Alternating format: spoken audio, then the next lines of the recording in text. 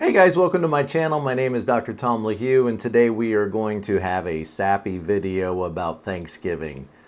Cringy. Okay, there's room in this world for some sappy videos. We got so much negative stuff. When you scroll through TikTok or Instagram Reels, you can only see so many car accidents or, robbers getting thwarted by civilians that are ready. Maybe it's just my channels, but there's room for some positive stuff in our life and a need for it. And so that's what this video is all about. It's all about positivity. It's all about thankfulness. It's all about gratitude. Let's face it, we're coming into the Thanksgiving season, which that holiday's kind of changed a little bit. Nowadays, it's more like the Black Friday season or the Black Friday week season or the Black Friday month season in preparation for Christmas. And I get it, everybody gets excited about Christmas, and that's kind of the major holiday, but we want to take a minute and not overlook Thanksgiving, because it really is important for us to be people that demonstrate gratitude in our lives.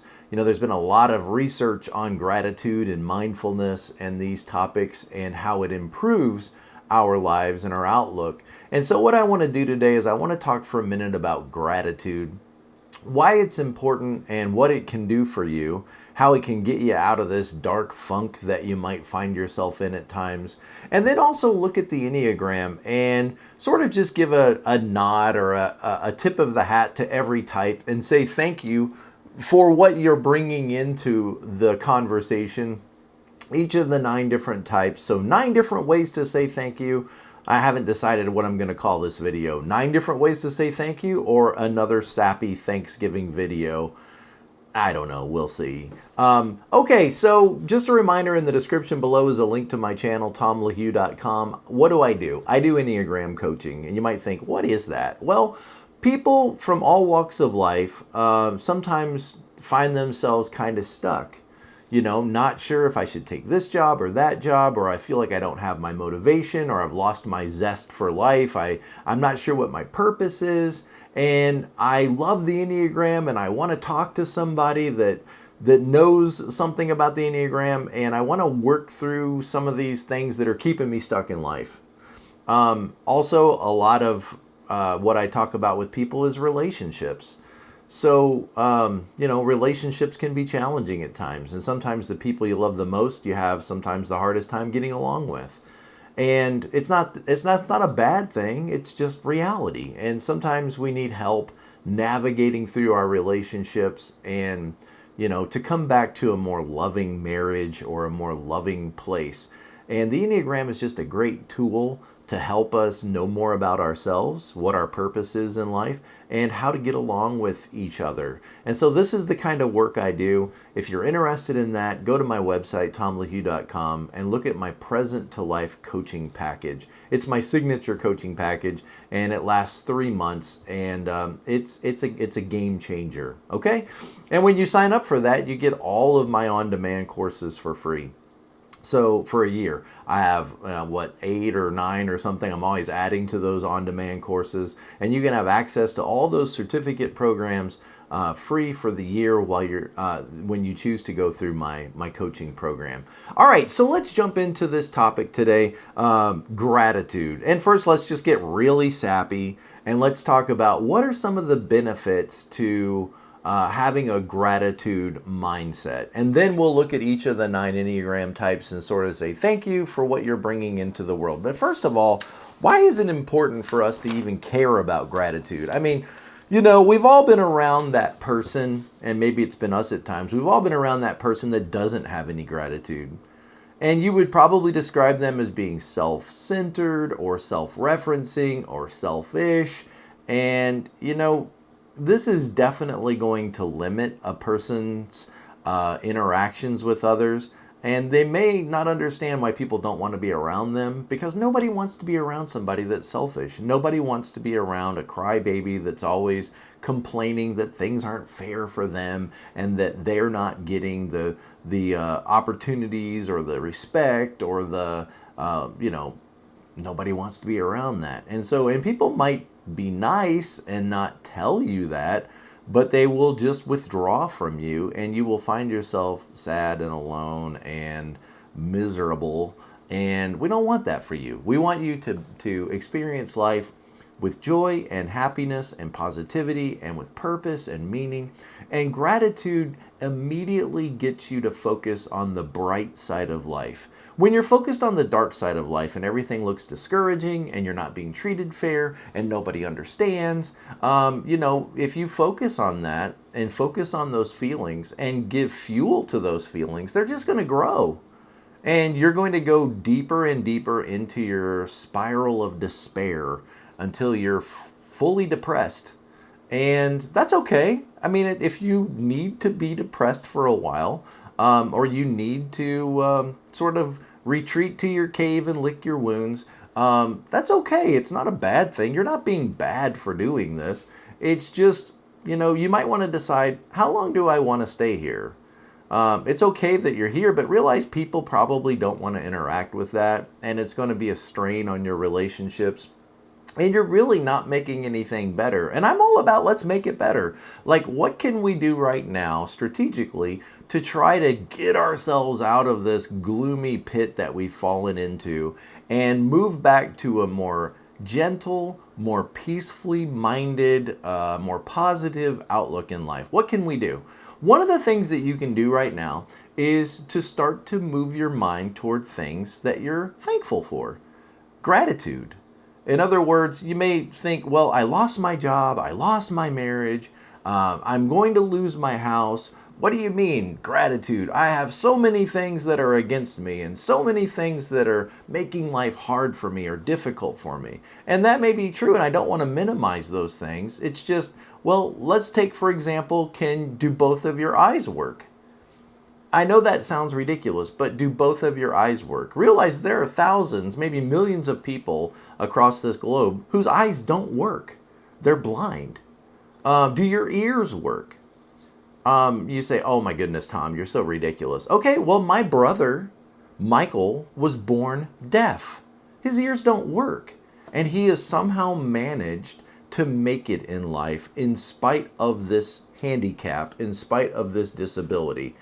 And now here he is, almost a 50-year-old man. He's got a full-time job as an auto body repair guy. He's got a family with 3 beautiful kids, a beautiful hearing wife who's a sign language interpreter. And he's made a life in spite of the fact that everybody told us when he was a teenager, oh, just sign him up for disability. He's never going to be able to make it through school. He graduated high school with honors. He had to have some help, but he was able to do it.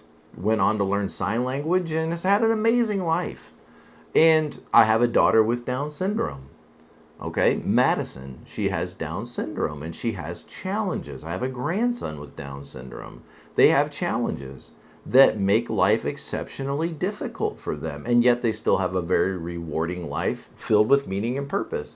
And just think about like all of these things we take for granted. It's like God has given you 100 tennis balls. And every one of them is yellow, one after another. Here's a yellow tennis ball. Here's a yellow tennis ball. Here's a yellow tennis ball. And then every once in a while, you get this red tennis ball. And everything stops. And you're like, this isn't fair. Why did I get a red tennis ball? Everybody else is getting yellow tennis balls. And I've gotten yellow tennis balls every day, ever since I've been alive. And then suddenly I get this red tennis ball. And this isn't fair. Everybody should stop. Everybody should pay attention to how this is making me feel. And I get it.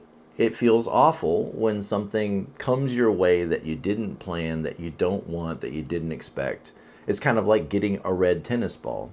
And you could focus all of your attention on that red tennis ball, wondering, why did I get this? This isn't fair. What did I do wrong? What's wrong with God? How come people are treating me this way? But what you can fail to see is gratitude that every day until now, I've gotten a yellow tennis ball. Most days I don't get fired. Most days I don't get divorced. Most days I don't get a diagnosis of some deadly disease.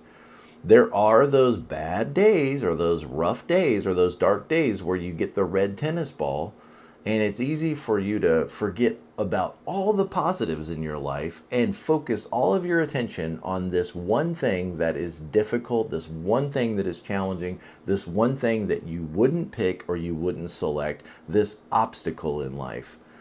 And it's understandable. I get it. I totally get it.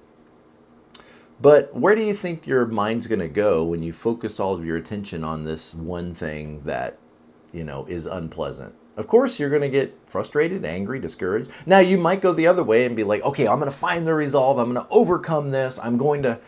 Great, okay. But for many people, they just get discouraged, depressed, feel, lethargic, and feel like they're doomed and nothing's going to go right anymore. And the more you think that way, probably the more true that's going to be.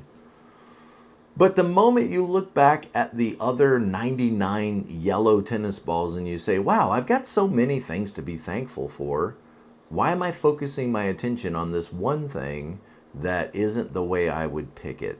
The truth is we don't live in the Garden of Eden any longer, and we live in a wilderness. The animals are against us, and the ground is against us, and sometimes even good people might be against us. And sometimes it can feel like God is against you. I get it. But let's turn our attention back to the things to be grateful for. I got eyes that work. I have ears that hear. Well, my eyes mostly work. I have to wear reading glasses. But I have ears that hear. I have a great family that loves me. I have a job. I have decent health. And these things I've enjoyed for so long. None of it's perfect, but I sure am grateful for all that I have. And as soon as we start to do that, you're like, oh, Tom, this is so sappy. I know it is. But as soon as we start to do this, you will begin to feel lighter. You will begin to feel more at ease. You will begin to feel more at peace. And when you enter that state, your wisdom thinking starts to turn on again. And you're better able to handle the problems in life as they come to you. You get your head above the problem and get a larger perspective once again. And that is priceless. So here's a couple of things that gratitude does for us. Okay, number one is that it enhances our positive emotions. Practicing gratitude, notice you have to practice this. You have to work at it. You have to decide, I'm going to focus my attention on the good things in my life that are going well. It increases feelings of happiness. Who doesn't want that? Now remember, I'm a 7, and that kind of is what drives 7's happiness. And you realize that in any moment, you can decide to be happy. I mean, happy is a feeling. You can decide to focus your attention on the good things in life. Obviously, if you focus on what you don't have, you're going to start to feel unhappy. If you focus on what isn't going well or what you don't like, now that can be important to bring change in your life, but if you just dwell on that without a plan, without direction, without setting goals, without clarifying goals, you just focus on how unfair it all is, of course you're going to be miserable. So focusing on the positive in life and being grateful enhances these positive emotions like happiness and reduces the frequency and duration of those episodes of depression. It helps individuals focus on positive experiences, which can elevate your mood and your overall sense of well-being. And again, your mood is very important. Tony Robbins calls it your state.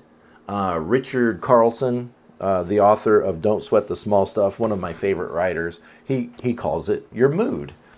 And when your mood is light and easy and carefree, you're better able to handle the problems in life, and you see less problems in life. When your mood is weighed down and anxious and angry and frustrated, you start to see everything as a potential problem in life. Even things in your life that really aren't a problem, you'll see them as problems.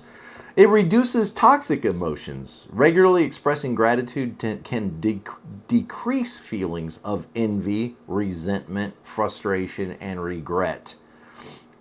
You know, we all need a little less envy, resentment, frustration, and regret in our lives. And sure, maybe we should have done things differently, or maybe there are times when we could have acted differently, but that's in the past. We learn from it, and we move on. If we move on. And you can decide today to start to move on. It's been linked to a reduction in the tendency to compare ourselves comparing ourselves. We always lose when we compare ourselves. Either we become arrogant and proud, well, I'm doing better than they are. Or you become depressed and discouraged. Well, this is not fair, and how come I'm not good at this? And so whenever we compare ourselves with others, we tend to end up the losers, even if we think we're doing better than them, because then you become something proud and arrogant. Nobody wants to be around that. Okay, and this can reduce our source of distress. Resilience. I have a whole course on resilience. I loved that study on that resilient coaching, that resilient mindset. I wrote a book on it, and I've got a course on it. Recognizing and appreciating what one has can fortify psychological resilience. Grateful people are more likely to bounce back from stressful events and trauma, viewing them as temporary setbacks rather than insurmountable problems. Whatever you're going through right now, it is temporary. I mean, ultimately, life is temporary, and you're going to, go on from here to an eternity. So everything in this life, in a sense, is temporary. And whatever challenges or setbacks you have or obstacles you have are only here for right now. And focusing on gratitude can help you remember that. It improves your self-esteem. How much have we read and heard about self-esteem? I mean, our generation has been raised on a steady diet of self-esteem and self-worth, and yet it seems like people really struggle with self-esteem and self-worth. Gratitude reduces social comparisons. Rather than becoming resentful toward people who have more, which decreases our self-esteem, grateful individuals are able to appreciate other people's accomplishments and contributions in their own lives. So instead of comparing yourself and saying, well, this isn't fair, they had all the advantages, they had a family that cared about them, and they had, financial support. And rather than doing that, when I'm focused on being grateful, I'm able to enter into other people's victories and accomplishments and celebrate those without feeling threatened that somehow this is some commentary on how I'm doing in life. It helps you step back and relax a little bit. We can all use that. Okay, enhances relationships, because everybody wants to be around somebody like this. I mean, we've all got this image of this tough guy that, doesn't take anything from anybody, and that's kind of the classic movie character. But the reality is we all love being around people that are positive, upbeat, that aren't complaining all the time, that aren't critical all the time, that are kind, friendly, warm, and outgoing. It doesn't mean you can't have boundaries. You should have boundaries, while at the same time, protecting the good, but then sharing all of that good with all of the people in your life. Everybody wants to be around this kind of person. People will connect to this person to draw their energy, because most people are kind of like ticks without a dog. And here you come along with all of this joy and positivity and friendliness and kindness, and what you'll find is people are attracted to that, and they want to be around that, which is just a side benefit. That's not why we're doing this, but that's just a side benefit. It's going to enhance your relationships. Nobody wants to be around someone that's critical all the time and pointing out all their flaws and everything they could have done better. So the next time you have the opportunity to point out somebody's flaws and what they could have done better, or to show kindness, try showing kindness and see what happens. Because what you really want often at the end of the day is a positive interaction with people. And whatever benefits you get from criticizing someone else, however that makes you feel better about yourself, notice that it strikes against the core of your emotional state, because you never win when you put somebody else down. You never win when you point out other people's failures or flaws. You might feel like you won the argument or won the debate, and maybe you did. Maybe you won the argument, but you're not really winning in life, and you're not really winning the relationship. Now, there's times, don't misunderstand me, there's times when you're a manager that you have to point out other people's to get them to help them to work better. But I just mean as a regular way of interacting with your wife, with your kids, with your parents, with your brothers and sisters, with your teachers. I mean as a regular way of interacting. Okay. Promoting optimism, encouraging mindfulness. Gratitude encourages us to live in the present moment, because now you're going to thinking about all the stuff you have to be grateful for. Instead of thinking about the one guitar you don't have, you're thankful for the guitars you do have.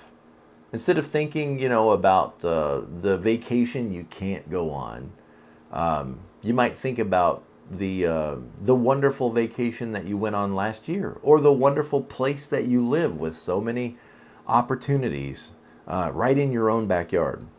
So an optimistic perspective is linked to better health, lower stress, improved coping skills. Gratitude helps us to live in the present moment and to enjoy what we're currently experiencing rather than constantly seeking something new or ruminating on the difficulties of life. And that speaks to me as a 7. Improving your sleep, promoting healing, broadening your perspective, and what a great list of things. I'll probably make some Instagram posts about this because I love to take information and share it in different ways. Now, let's get really sappy and let's bring in the Enneagram and let's say a big thank you to every type and help you to kind of think about some of the good things that you bring into the world. So, like I said, we're looking at Thanksgiving. And let's take a minute and say, why am I grateful for you Enneagram type 1s, the reformers, the perfectionists? Why are we thankful for you? Thankful for the ability to discern right from wrong and for the drive toward improvement and integrity. Gratitude for the sense of accomplishment and making things better for yourself and others. If I was working on a team, I would be grateful to have a type 1 person. Now, there might be times when I feel like I'm disappointing them or offending them because I think stuff is funny that they don't think is funny. We need to be serious. We need to get our work done. And I can appreciate being on a team with somebody who's a type 1 because I know that they're responsible. They have a sense of responsibility and integrity to do the right thing. And I appreciate that. Thank you for your willingness to step up to the plate, to take responsibility, to challenge the rest of us, to take the high road, to do the right thing when we want to cut corners and we want to, sort of halfway do things. Type 2, the helper, the giver, the befriender, the connector. Thankful for the relationships and the connections that they've nurtured and the joy that comes from serving others. Appreciation for their empathy and the love they both give and receive.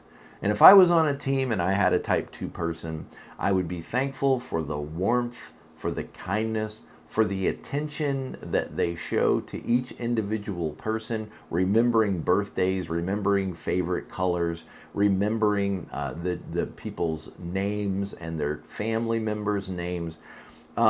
Thank you for your warmth, your compassion. Thank you for reminding us that kindness is sometimes more important than our agendas. Thank you for helping us to pause and think about how other people might feel. And thank you for your work, your serving, your the way you take care of others and the way you take care, often sometimes without the appreciation or the attention that you deserve. Sometimes it's not reciprocated and that can feel very hurtful and discouraging. So just take a second to thank you. And also, type 2s, just take a minute to appreciate yourself and your own needs and recognize that you're not a superhero, that you do need to take care of yourself and you do need people in your life that you're not just serving them, but they're there to really care about you.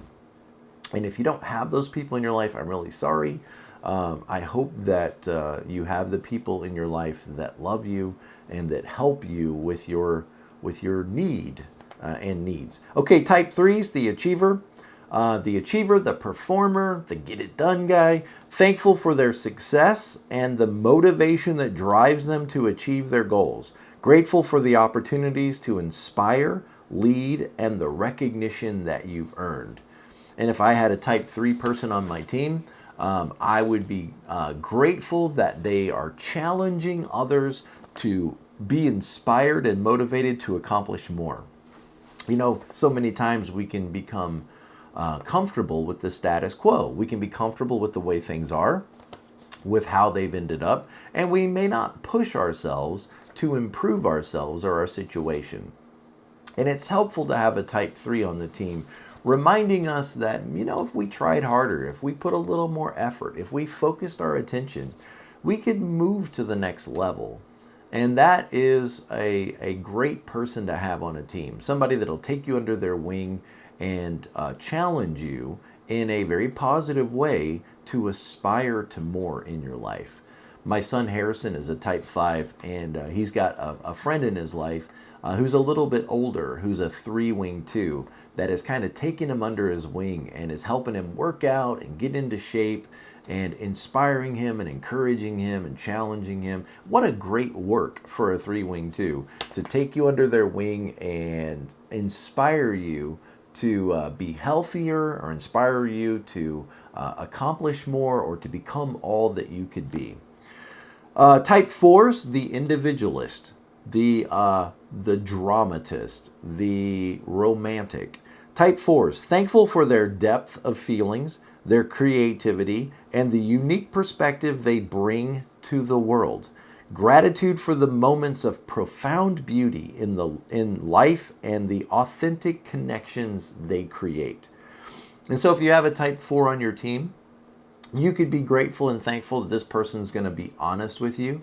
They're going to be truthful. They're going to share what's really on their heart. They're going to share their doubts, and they're going to share their opinions with you. One of the best terms for the 4 is the healer. Somebody who understands what suffering and pain and challenges are and isn't afraid of those things and is able to help you deal with your stuff, going into your dark places with you and helping you process those things and to learn to see the beauty in the brokenness rather than trying to flee the brokenness or to get away from it or to just solve the problems and move on.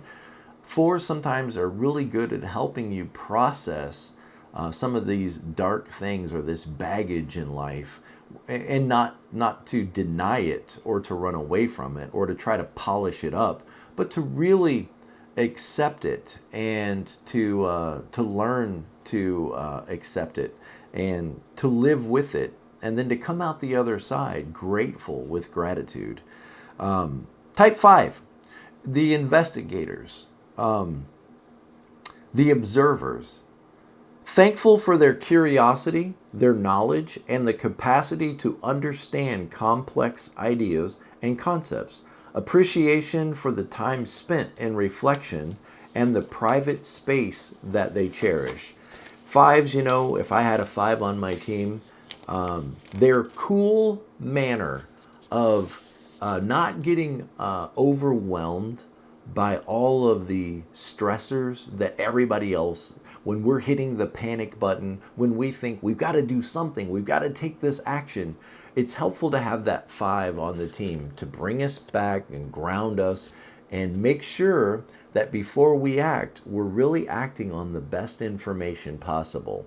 That we're not just emotionally responding, we're not just emotionally reacting, but that we really weigh the positives and negatives, and that we take our time to deliberate and think through the situation before we just jump the gun.